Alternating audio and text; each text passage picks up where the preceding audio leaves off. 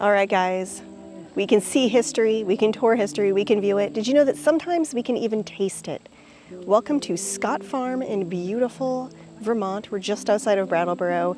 This is the place where you can find one of America's oldest apple varieties created by the father of Dr. Joseph Warren Sr., the Roxbury Russet, on the land once owned by Rudyard Kipling, where he actually penned the Jungle Book. Not only can you find the Roxbury Russet here, they specialize in all types of wonderful heirloom apples. That is, apples that are produced on a small variety and were near extinction or are very, very old. This place is amazing. Along with that, they also are the only place in America that is a certified historic stone wall construction school. You cannot make any of this up. This farm has so much. That is why I was really looking forward to bringing you here this fall. It's been a couple years since we have been here ourselves, but it is amazing. And the first time I came and I beheld the Roxbury Russet, or Warren apple as it is known, I actually cried. The lady looked at me like, "What's going on, lady?" I said, "Do you know what this is? Do you know how significant this is? This apple is amazing. This apple holds stories. This is historic. This apple was cultivated by Joseph Warren Sr. in Roxbury, Massachusetts. Very hard to find anymore. And this is one of the places you can get it right here at Scott Farm. And let's learn about the ultimate game of Jenga. Kind of a happening place today. I mean, it is fall foliage season, although it's kind of funny. We had a lot of color coming over. We get here, and wouldn't you just know it, it's mostly green. After this, we're going to do some other fun stuff and have a beautiful leaf peepee autumn history day with you guys. But here we are at the farm. We're going to go take a look at some amazing pieces of physical history. Really appreciating that they have pawpaws. If you guys know Disney's animated Jungle Book and the song that Baloo sings, he actually mentions pawpaws in the song, written by the wonderful late Sherman Brothers of Disney songwriting fame. So I just think that's another full circle fun moment here. They're selling pawpaws at the place that was land once held by Rudyard Kipling, where he actually penned the world famous Jungle Book. We're going to talk about him again a little bit more in a minute. Lots of beautiful, look at these beautiful, they look like cherries almost. Yeah, showing the size difference there. It's amazing. It's a Virginia crab. And of course, also for sale here, copy of the Jungle Book and information. His home down the road, called Malacca. It actually is available on Airbnb, last time I checked. I know it's definitely rentable, which is kind of bizarre. And this is what it looks like. It is a private road, so we're not gonna be able to go down there, but there you go. I was gonna insert a picture, but look at that. I'll still insert a picture. But yeah, here it is here in this gift shop. Got some representation as well. And this whole entire land, including this farm, is part of the Landmark Trust because of its historic significance. Oh my gosh, you guys, I don't think they have it right now. See, last time, I think I messaged them through social media to confirm that they had the Roxbury Russet or Warren apple, and I am not. Maybe I'm too early or too late. What in the heck? Here, for instance, here is a Cornish gillflower. This is from 1800s England. Another beautiful heirloom apple. Hey guys, yes, I am in fact too early, but the lovely people here at Scott Farm showed me this book, and yes, see, there is the lovely Roxbury Russet. It turns out we're just a little too early, so I guess we may have to come back. Guys, yeah, the people here are so friendly. So they said mid to late October, we will come back because the color will be popping more and we will get that Roxbury Russet, but we're still going to, and the Vermont Country Deli that we love is down the road. We're near like all of our candle places, shopping, like this beautiful Western Mass and Southern Vermont. Like, this is awesome. So not a problem to come back. And we're still going to complete our day here and talk about the amazing history on board. And I'm still going to get some of these beautiful apples. We're talking about how amazing it is that you can literally taste history. What an amazing way. You can eat the apple that our precious founding father, Joseph Warren, would have grown up eating, as his father cultivated this special apple. Oh, other thing I love about this place, they have a freaking thistle for their logo. And check out the last name. I mean, it is Scott Farm. So that is on point. Oh, speaking of Scottish, Rudyard Kipling himself grew up in British India with an English dad and his mother's maiden name, MacDonald. Yeah, full circle stuff, guys. They were apple shopping. Kay has the bag. Kay has the bag. So what do we want? Let's get some of the more interesting. What the heck is a winter banana? Gentle sweetness with notes of lemon curd. Banana aromas, juicy, coarse grain, moderate. That sounds good. 1876, Indiana. Let's get a couple of these. This is good too, because I'll be able to go back and look at the video and remember what I'm getting. I don't know what these are. That's the knobbed russet. That's the one that they were saying. They look so ugly, but they taste good. I mean, the Roxbury russet too, like, isn't the most gorgeous apple, but they're so good. So yeah, again, we'll definitely have to come back. Let's see what else. Ooh, Netherlands 1800. Let's get a couple of these little guys. Definitely want some of these Hughes Virginia crab. Thin skin, delicate, fine grain, starch, low keeper, skin will split. Okay, so they're delicate. So we got to bust into these right away, but that's a fun, they're so pretty. They tell you too, like, which ones last a long time or keep well and which ones you have to like consume right away. I like apples in my salad. Like, give me a nice salad with some cheddar and apples. If you add like grilled chicken and other stuff, it's even better, but that is so weird looking. What in the heck? This big boy. That's the Wolf River. Let's try that. What? Grape bubble gum? Okay, let's try one of those. Sweet and nutty with vanilla and caramel notes. Crisp and granular. Good keeper. I wonder what you could do with pies with these. You gotta know. Oh, yeah, definitely. I make a good apple pie, I must say. This tote bag pretty much says it all. Scott Farm, rooted in history. That is what I'm saying. Such a unique orchard farm place to come because they have so much going on. We're going to take a look outside and you guys will see what I mean. I have resurrected the floppy hat because it is just that hot. It's crazy. It's almost October and it's like 86 degrees, which is pretty wild. Even more wild that it's still like that hot here in the foothills of Vermont. The bags are cool. Look at this. It tells a little history. Been in operation since 1791. Became an orchard 1911. Part of the Landmark Trust. Restored historic homes on the property include Rudyard Kipling's Nalaka, where he penned the Jungle Book. See? Homes available as vacation rentals. That's so crazy to me. That'd be wild, wouldn't it? About my beautiful little apples. We will have to do a taste test later, and I know that we will all enjoy these. I love fall so much, and I'm so happy to be bringing you guys here and be back finally. Even though they didn't have our Roxbury russets, it's okay because we got some others that we haven't tried, and I know that the Roxbury russets will be back, and we still got to talk about it.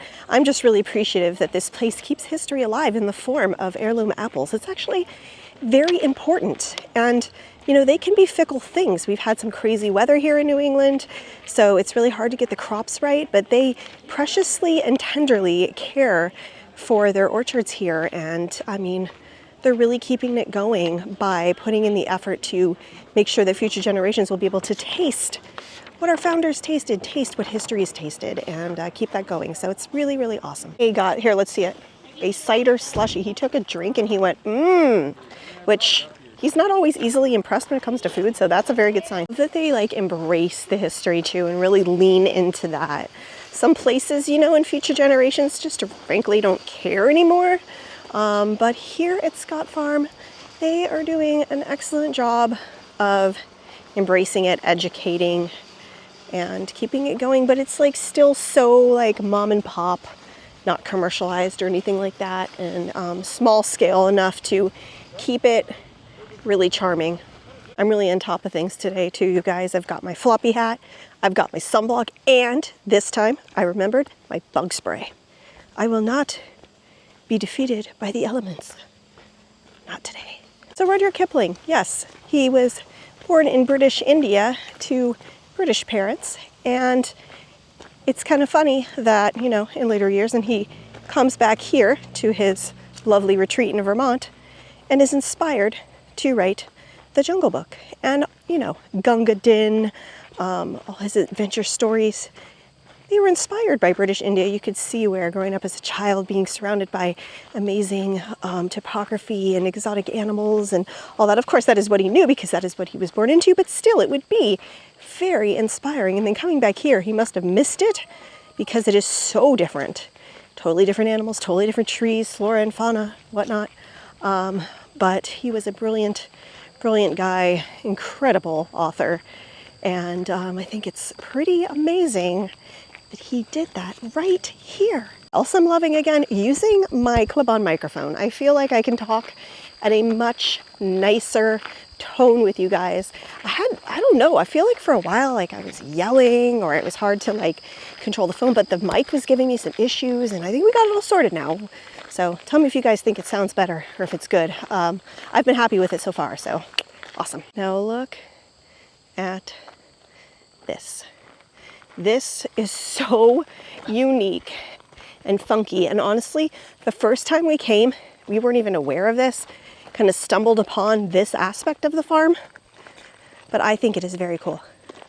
When we go to the UK, we see things like this, and it's definitely not a very North American style, but they teach you here how to make walls in the European way.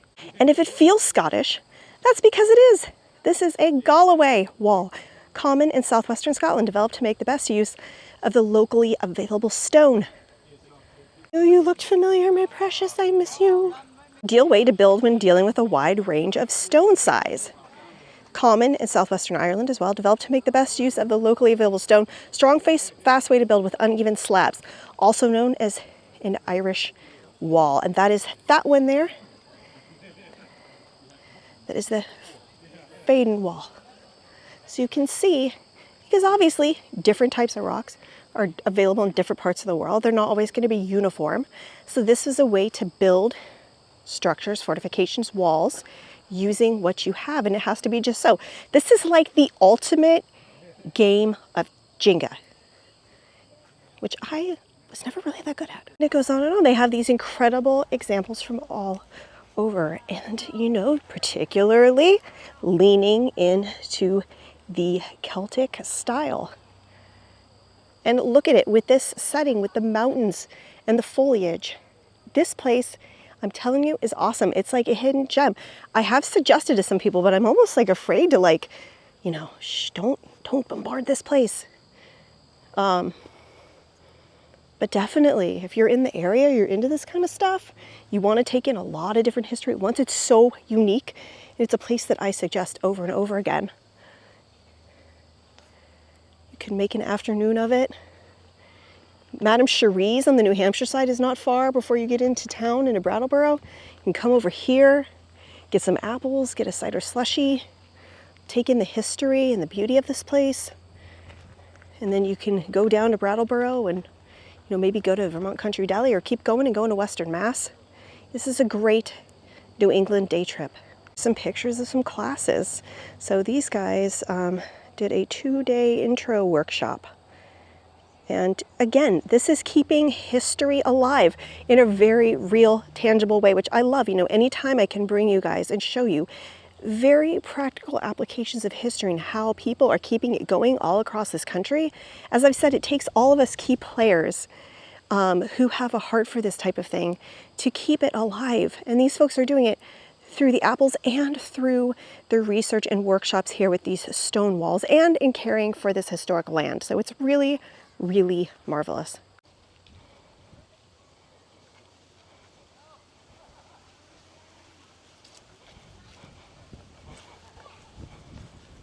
Heard something weird coming from this stone pile over here. Heard a strange noise.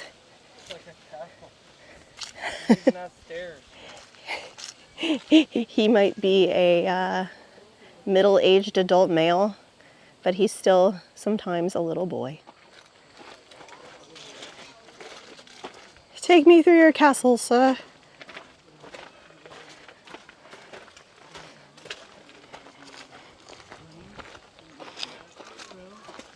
Okay, I put bug spray on and I'm still getting bit. Not cool. Look how cool this is, though.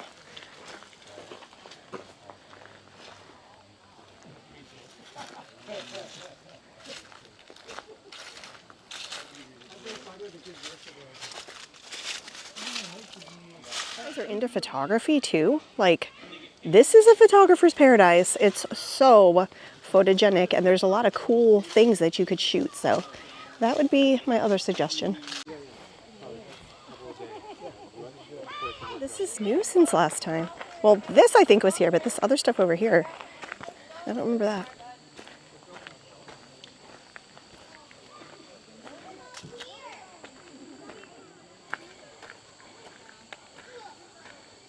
Showing how they build steps and stairs. Use the largest, flattest stones available. Strongest when each step is in a single stone. Standard walling. Guidelines apply, avoid face pins, tracing, running joints, etc. A well-compacted and freely draining base is very important for long-term stability. Who knew? I feel like this is such a niche, specific, not only practical thing, but a art form, really. Those are really packed in there. And this is a great place for kids too. I see a lot of kids running around, enjoying the day. Sit down, chill. It's nice and cool. Feels good on your legs. Does it? Yeah. You're enjoying chilling? Yeah. How's your slushy? Excellent. Good, good. This is very Hobbit-like. Yeah. This is very Middle Earth. It's cool. Really cool. It is really cool. By the way, this is specifically in Dummerston, Vermont. I know I keep saying Brattleboro. Brattleboro is just down the road, but you turn up the hill, it becomes very, very rural, and it is technically Dummerston. A very windy road, but it is paved, so that's a bonus. Reminds me of some of the Neolithic sites over in the UK.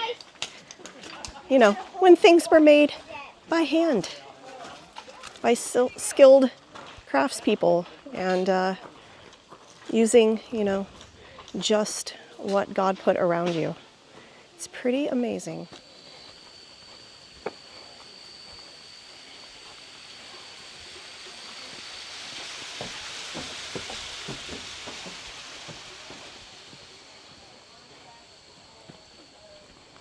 And what is more quintessential New England than all of this, too?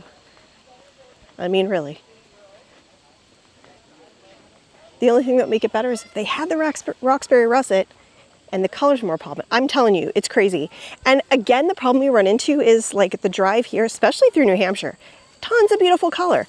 No turnouts, nowhere to stop, and you're on a highway that, you know, you don't want to stop at. You can't just pull over.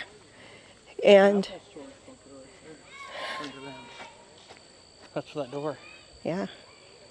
And so, like, there would have been nice photo ops, but, like, nowhere to take said photo ops. So that's one thing that is always kind of like, ugh.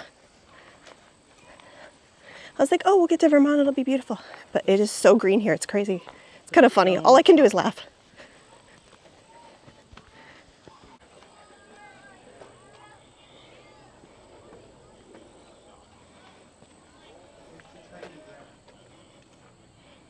All right, here is a super accurate, we don't need local news. This is all you need. Stone is wet, it's raining. Stone is dry, it's not raining.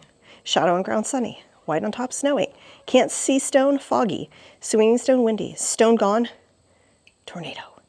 More information about the Stone Trust, preserving and advancing the art and craft of dry stone walling. I love that. I think it's so, so, so unique. So yes, you can sign up and take a class and learn to make a stone wall in the ancient ways. Might sound silly to some. I do not think it's silly at all. I think that any preservation is important. I think that, you know, if it's not taught, it would die out. And how would we keep it going? How would we know it's done? You know, again, whether it's preserving a historic building, learning about art from early America, or reading from a book, there's many ways to immerse yourself in the past. And this is one very specific, very cool, very niche way of doing that, but it is very important, to my mind anyways. I think we're going to move on from here, but that does not mean that the day is over.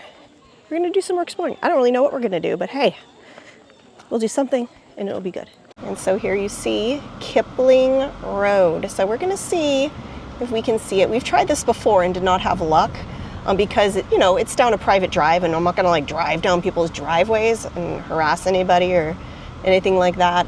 But you guys know I'm pretty good at like scoping places out, so we'll see if we can see anything. But if somebody's staying in it or something too, that's I wouldn't want to like infringe. So, but we'll see. Just give you guys an idea of how pretty this is. Very, very Vermontian. There's maple taps all through. You see the tubing.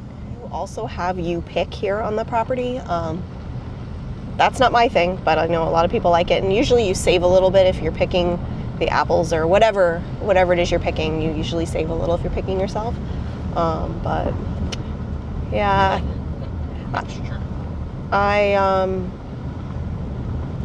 I don't want to start driving down people's driveways, but this gives you an idea. I mean, and all this land was road yard, so you get to see, his backyard, and the farm was part of the property, so that is pretty darn cool in and of itself.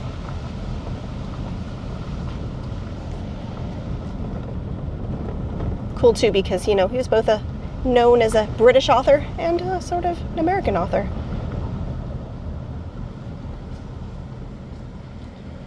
I can't imagine the world without stories like Jungle Book.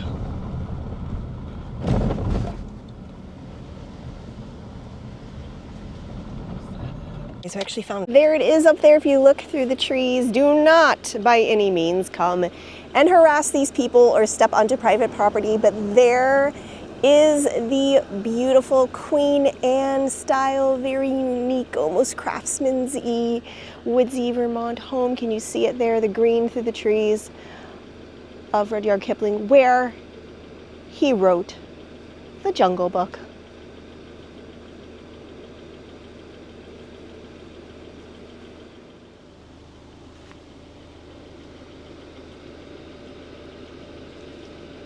Again, do not attempt to come up here. It is private property. If you want to get closer, you can either live vicariously through me and enjoy what I give you in this video, or you can rent it.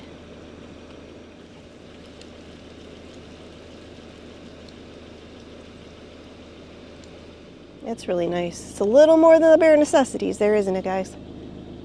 Well, darn, that is cool. All right, we're gonna move on. I have looked at the website, and we've got this pamphlet here, and inside is actually a tennis court, a mini museum. I think it has a pool. Does it have a pool? No. I thought it did. Maybe not. Pool table. Pool table. Close enough. Pool. Yeah. And like books that you can check out. There's a beautiful library. I mean, you're staying in a piece of history, so that is very cool. And let me see. Artifacts belonging to them. And what is the website for more information? To be fair, they don't make a secret about where it is. So it's 707 Kipling Road, Dummerston, Vermont. And it looks like you can go to landmarktrustusa.org for more information. And I think to put your name in to rent it. I actually looked into this years ago. I think it was on Airbnb. I think it's not anymore. I think you have to go through the trust. But honestly, it like wasn't that much. We were shocked, and the kids and I talked about how cool it would be to do that for a vacation. I am sure that it has gone up now. I will take a look and let you guys know. But yeah, still, how cool is that to be able to stay at his house? Like, that's an American treasure. I've never ever done. I've never actually parked and walked around like Main Street downtown Brattleboro. Now this is an area that has gone through a lot of changes. Is not necessarily safe, and you definitely don't want to come out at night, but I feel like right now we're good to go. I just want to venture and finally say that I have actually gotten out and walked around. Like, here's this very cute little park, but there is sadly a homeless person sleeping over there in it. Again, I know that at night, and I never want to like come and bash somebody's city or anything like that, but a lot of these towns in Vermont are having a lot of issues right now. I'll just leave it at that. Really shouldn't, because it's just a little town in the Vermont mountains near the Massachusetts border. It really is a place that's full of farmland and natural beauty. There is no good reason for it to be a crime-ridden cesspool, but it comes down to leadership and who's in power. And unfortunately, it leads to a lot of issues, particularly in the state, areas that are typically sleepy, beautiful little hallmark towns, turning crime-ridden. And it's very, very sad to see. Talked to a business owner who said that, yeah, things are not really getting any better. And that's just really too bad. Although she was a little misled on her reasonings for that. But, you know, different people have different opinions. This is definitely strange. There are kind of people milling about, and, you know, you have to think it's very obvious that for some, they're kind of up to no good. Again, it's too bad because look at this beautiful downtown. Like, there is no reason why this should be what it has became. But when you defund the police and you facilitate a lifestyle that is not healthy for folks, it draws that in, and that's what you get. So actually just witnessed all kinds of dark and not good things going on. So this experiment was kind of what I was expecting, but hope it wouldn't be. I'm going to call it a failure. So we are going to move on, and I hope and pray for these folks that things get better. I honestly don't see that happening anytime soon because a certain amount of the population is choosing this in many ways. But okay, back to the car. I've had enough. There's no reason why this place couldn't be like Portsmouth or Newburyport or any other nice town in New England. The difference that separates it is the way people are choosing to have things ran. And that is the sad fact. And until that changes, it's going to be more of the same. And that is a darn shame. And I don't like how this has now taken a negative turn. So again, we're gonna head back to the car, and this place is becoming too people-y, so we're gonna remedy this here. Could not be that close to the Vermont Country Deli and not go. So we stopped, got Noah a cookie to bring home, got some refreshments, and I had to get the maple eclair. I just had to. And I figure, what better way to snuff out some darkness than with a little sweetness and some light? So we are now in Massachusetts at the Kringle Candle headquarters store we love. It's just really cute. They've got nice things and a really cool junk room and always fun home decor and stuff like that. So we're going to turn things around here, enjoy a little sweetness and a little light, and catch up with you guys in a sec. And Candle was started by the guy who used to own and started Yankee Candle. He sold Yankee Candle to a conglomerate for millions of dollars and then regretted it, so he started Kringle Candle to kind of go back to his unique original vision for candles. He did pass away, oh gosh, a year or two ago, and his beautiful mansion down the road, I think it's still for sale. Noah and I actually watched a YouTube video on it. Crazy, crazy nice, but a lot of money. Anyways, this is their headquarters here. They make a really nice product.